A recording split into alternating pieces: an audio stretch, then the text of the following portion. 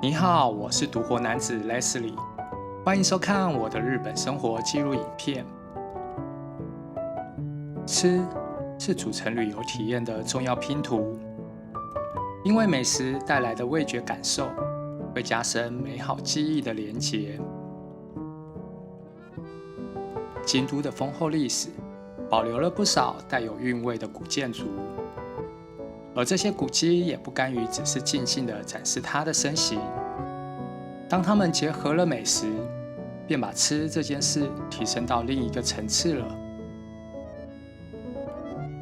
分享京都市间结合了美食的古建筑餐厅，在享用精致料理的同时，还能穿越回古代，带着怀旧的情感，体验京都的日常。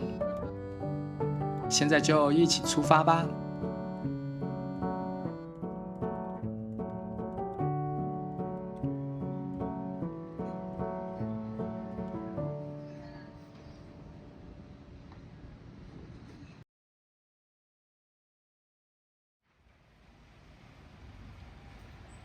即使在最热闹繁华的市中心，也能看见不少保存良好的古建筑。有些古建筑仍保留原貌，静静地守护古都的优雅氛围；而有些古民宅则是选择了商业化，为这座城市带来活力。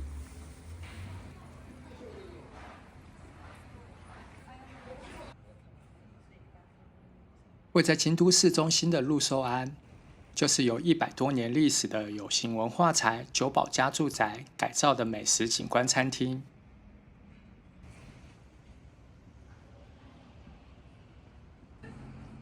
虽然隐身在住宅高楼之间，大大的暖帘却像是主人活力的招呼声。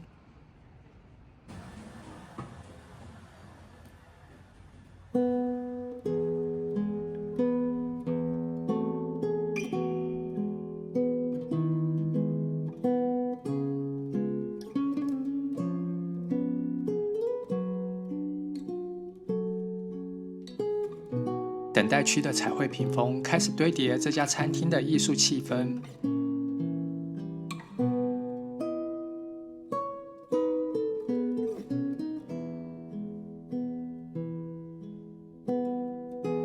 在待位的过程中，服务人员还会对这间古迹进行导览。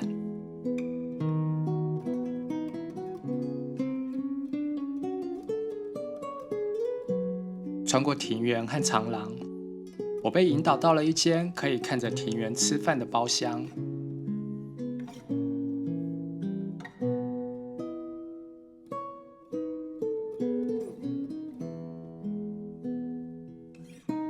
纸窗拉门、榻榻米地板、木头矮桌、金枝坐垫，还没上菜就饱用了一顿复古的滋味。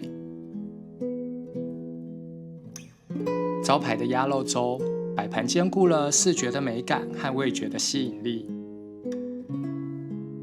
鸭胸肉带有鲜甜的弹性口感，是从和歌山县的农场直达的济州鸭，低温慢火烹调而制成。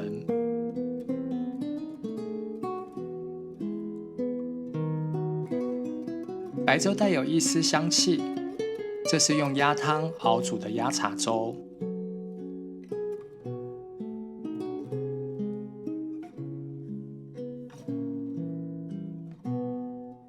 看着庭园享用美食，听着院子的虫鸣和木头地板的脚步声，视觉、味觉、嗅觉、听觉和触觉，五感也达到了极致的满足。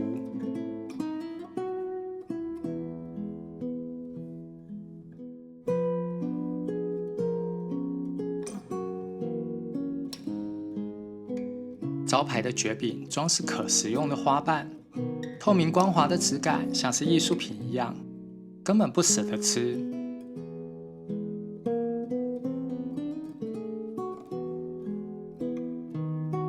与黑糖浆和黄豆粉一起享用，微微花香的蕨饼更加的甜美。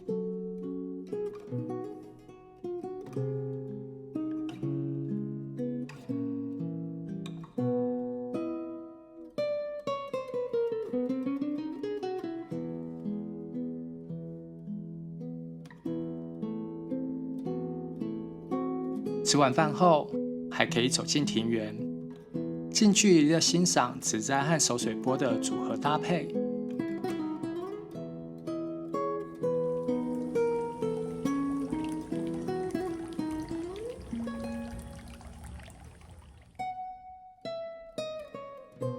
陆寿庵的前身是写实画家金尾几年的住宅，他是大正时代的画家，于1912年建造了这座宅邸，并在这里度过了晚年。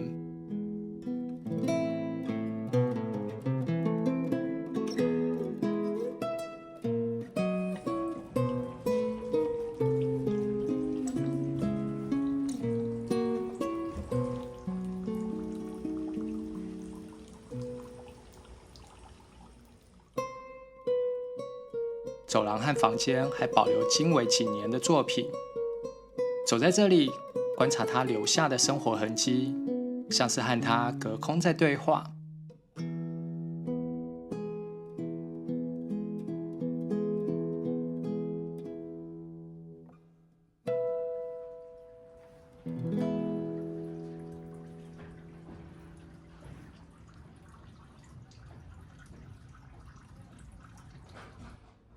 在这座纯日式的建筑中用餐，身边尽是优雅，像是忘记城市喧嚣一样的悠闲。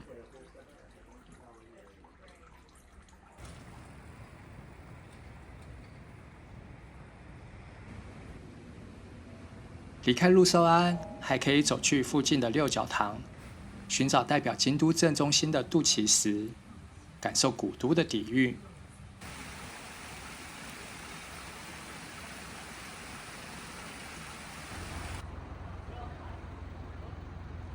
或是去新风馆，看看潮流与复古交汇融合的代表作。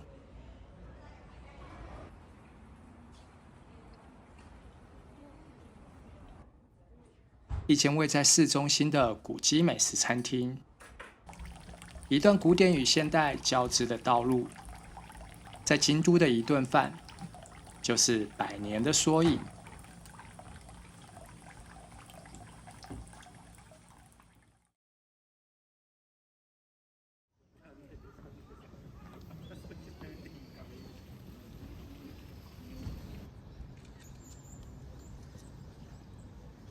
从清水寺出发，沿着2年坂走到高台寺的这条路，是观光客不能错过的经典旅游路线。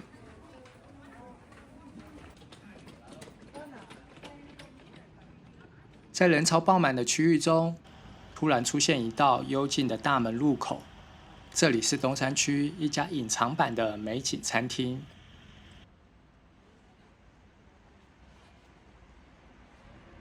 The Sodo 是画家竹内七凤的旧宅，一走进大门，马上就和外面的嘈杂分隔成2个世界。踏上石板路，两旁引路的灯笼带来时光倒流的错觉，为这场美食盛宴拉开序幕。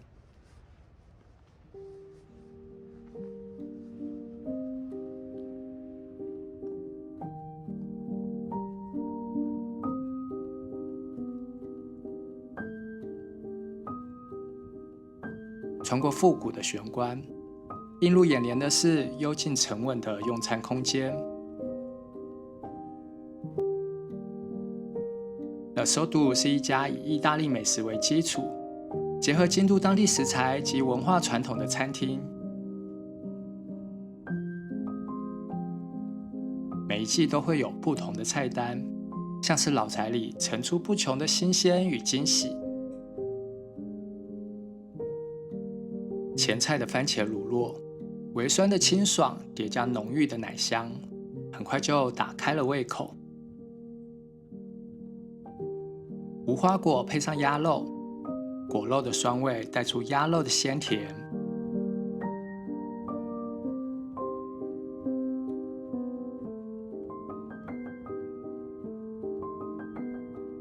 淋在肉球上的浓郁酱汁，根本就是面包的灵魂，害我好想再跟 waiter 多要一块面包。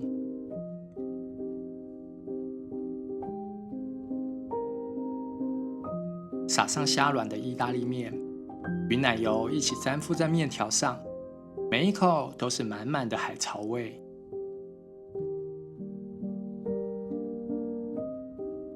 7分熟的牛排，选自即将和牛腰部最软嫩的部位，咀嚼几下就能吃出肉的甜香味。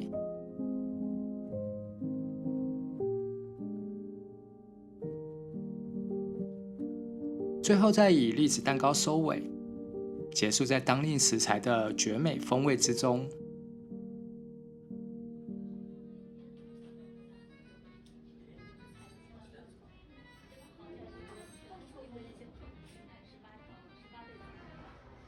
餐厅里其他空间的装潢都保留了日式传统的风格，和意式料理的用餐空间却又不会显得冲突，和洋融合的天衣无缝。Le Sodou虽然是2003年改建完成的餐厅，却是在保留了100年历史的建筑基础上进行的改造。结账时，服务人员指着身后，欢迎我有机会来尝尝寿司和甜品。我才知道，原来Le Sodou有3间餐厅，里面的空间比我眼前看到的还大很多。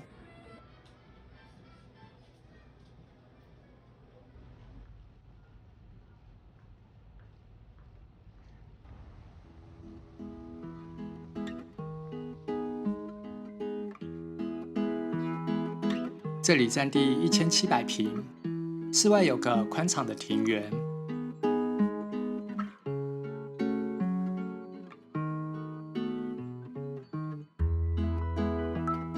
走了几步路，出现了今晚最大的惊喜。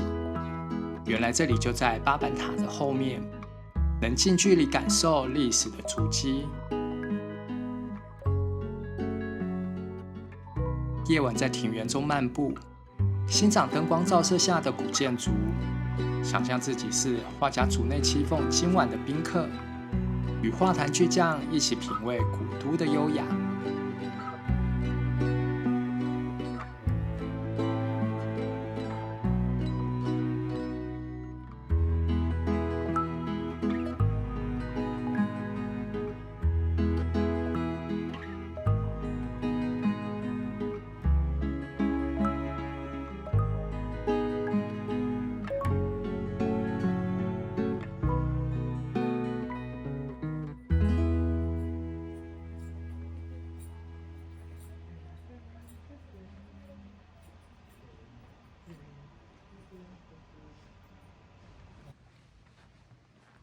走出大门，人潮已经散去。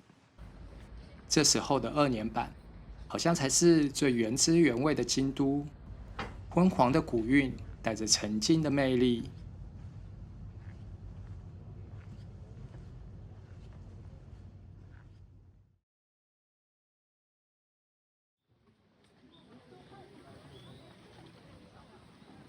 岚山是另一个来京都不能错过的观光胜地。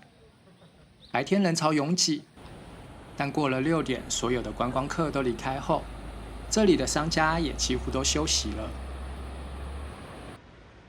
如果因此而觉得岚山的夜晚不值得留下来体验，那可能会错过一些好餐厅。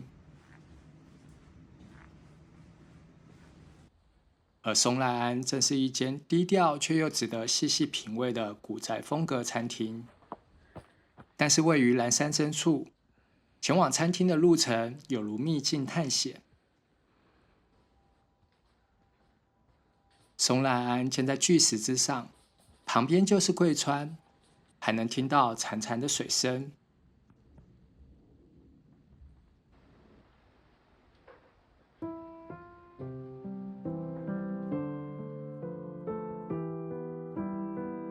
窗外树叶随风摇曳，点上灯光之后，升起一股疗愈的氛围。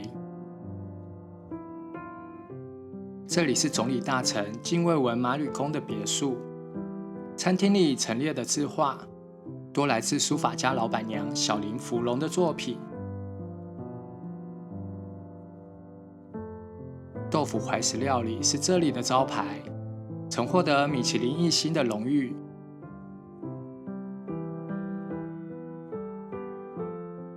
以甜酒和口感绵密的盐豆腐进行开胃仪式。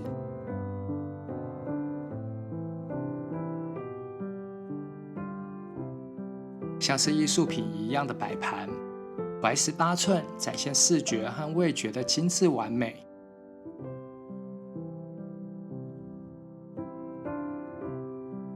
附上的明信片其实是老板娘的字迹，而时令创意料理便是以此为灵感创作的菜肴。每次在京都享用以豆腐为主题的料理，我都会臣服于他们将简单食材变出千万种佳肴的创意及烹饪技术。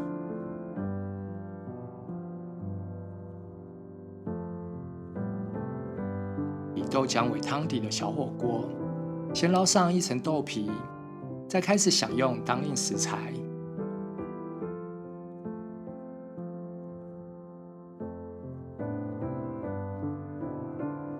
一边享用主厨准备的醇香豆腐料理，一边欣赏古董与艺术，喝下的暖汤却能疗愈心灵。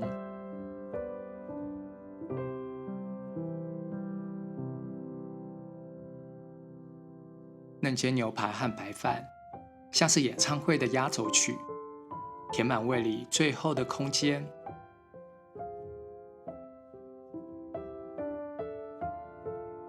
蜜汁八桥雪糕的出现，留下了这顿晚餐的甜蜜回忆。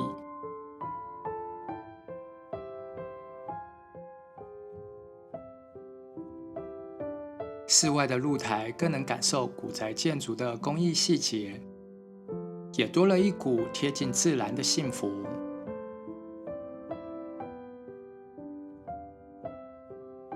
吃饱喝足之际，在窗边的座夫欣赏即将变色的秋叶，这大概就叫做幸福吧。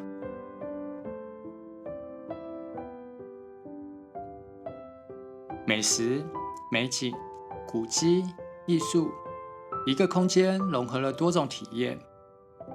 一个简单的豆腐食材，却延伸出多层次的感受。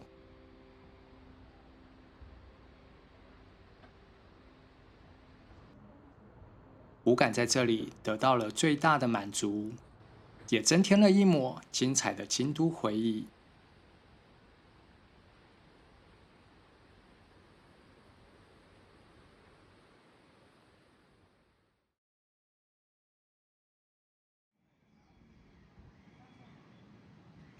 同样位在蓝山的 Espresso do 蓝山庭园，是一间以咖啡和面包为主的轻食餐厅。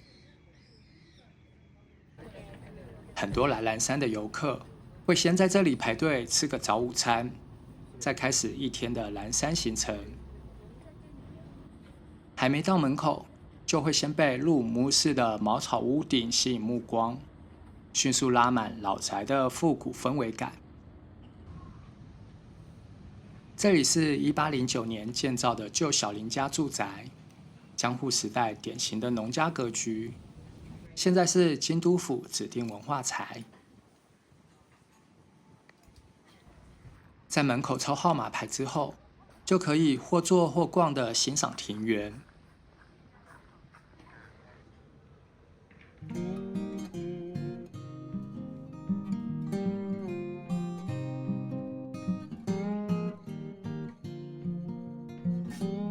虽然不是那种精致的庭园景观布局，但是深秋的红叶突出老宅建筑的魅力。还没享用餐点，就先饱览了一顿视觉飨宴。可以近距离观察老宅的建筑工艺。在等待的时候，还可以欣赏从近处的红叶庭园到远处的蓝山背景。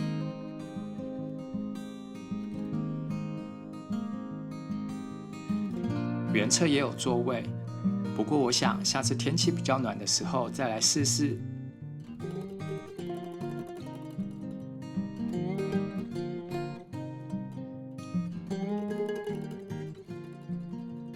室内有榻榻米的坐席和一般座位，可以在抽号码牌的时候就先选择。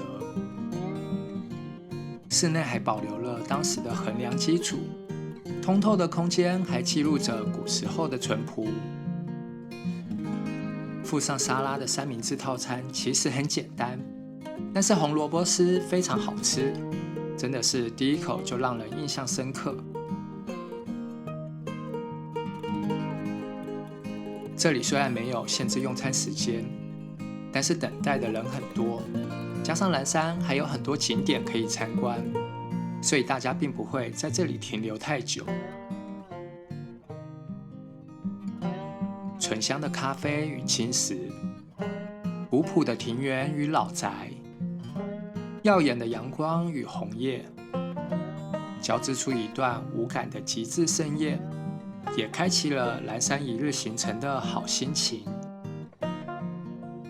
这里离红叶民所宝岩院很近，与世界遗产天龙寺也是咫尺的范围。但我更推荐穿过竹林的大河内山庄，这里不但隔绝了嘈杂的人声，还有高品质的庭园，能在高处欣赏宝金川或是市区。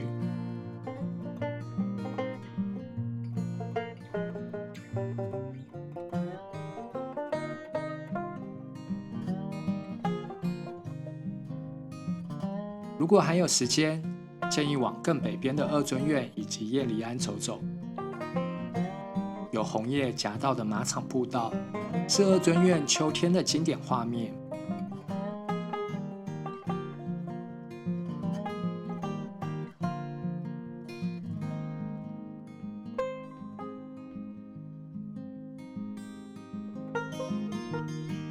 叶离庵则是一个藏在民宅内的期间限定赏枫秘境。2023年造访时的感动，到今天仍然无法忘怀。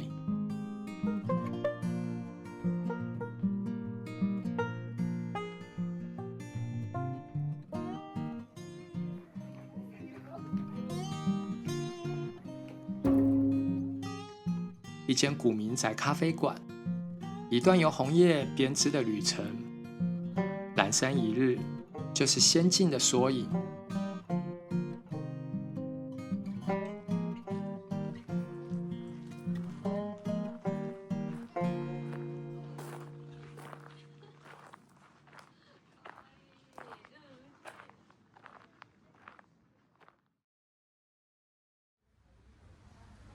在京都享用美食，不只是满足口腹之欲，更是一种从视觉到触觉的极致感官之旅。动辄超过100年历史的建筑中，流淌着复古的气息，带着怀旧的情绪，感受古人的日常。在古迹里吃饭，是一种穿越时代的仪式，也变成游玩古都一定要尝试的体验。如果你也喜欢京都的古建筑餐厅，或是品尝日本的特色美食，欢迎订阅我的频道，一起发掘在地的好味道。チャンネル登録よろしくね。